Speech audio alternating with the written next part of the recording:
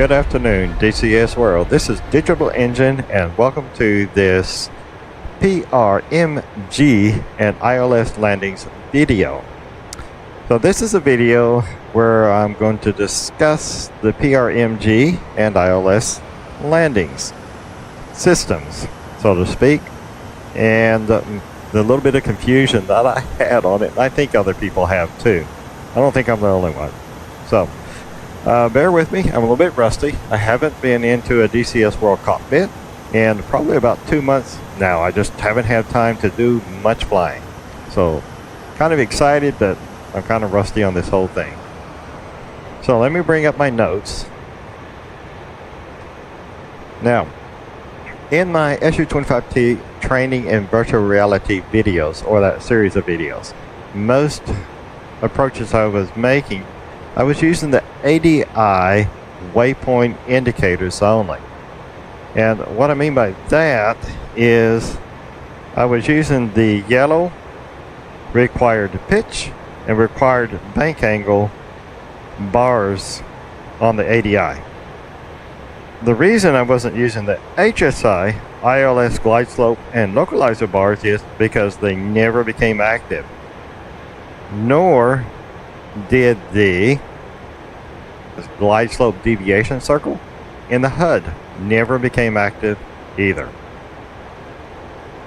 So what I didn't understand is Russian military ILS systems, called the PRMG, is not the same system as the civilian ILS systems which most of the world uses. In other words, to use an aircraft that only has a PRMG receiver on it, you have to be flying into a Russian military airfield that has the PRMG equipment to that airfield. So let me call in inbound.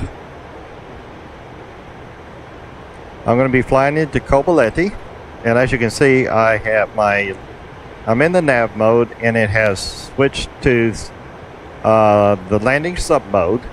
And as you can tell, I'm not picking up HSI glide slope and localizer bars, but I can use my ADI required pitch and required bank angle bars to fly a somewhat of an ILS approach.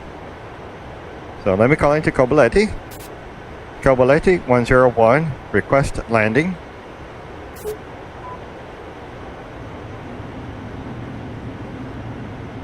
Кобулете, 101, возврат.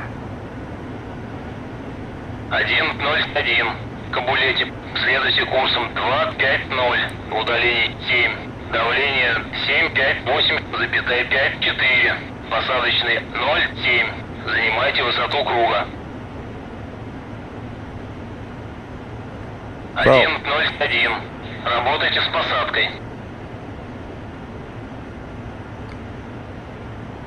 So as you can see, I'm still following fairly much. I can still follow my ADIs, even if I'm down and blind. And I'll come back up. And let's put my gear down.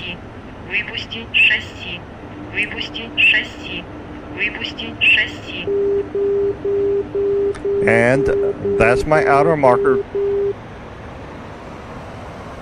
Kobyleti 101, request landing. 101, Кобулете, проверьте выпуск шасси.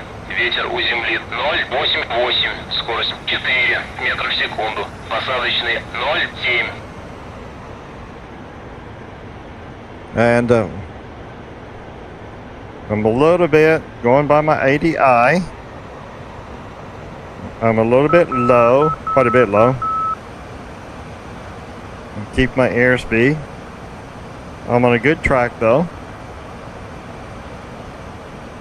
And a little bit left. And that was the inner marker beacon.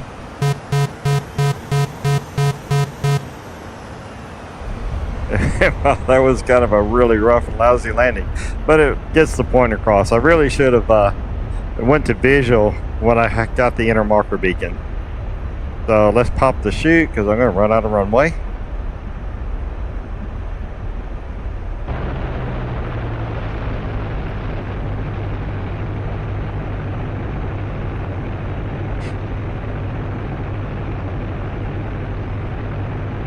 And cut the chute. 101. Заруливайте на стоянку. Okay.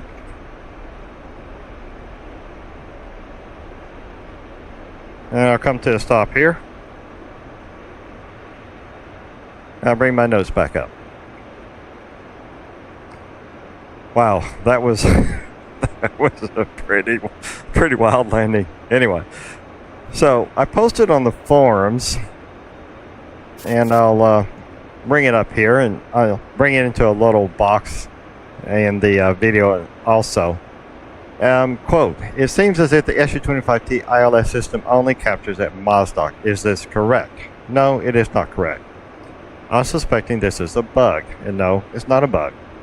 This is true to both the HUD and HSI localizer and glow slide indications.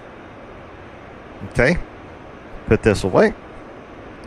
And as you saw on my landing, I never got the HSI localizer and glide slope bars. I never got the HUD glide slope deviation circle.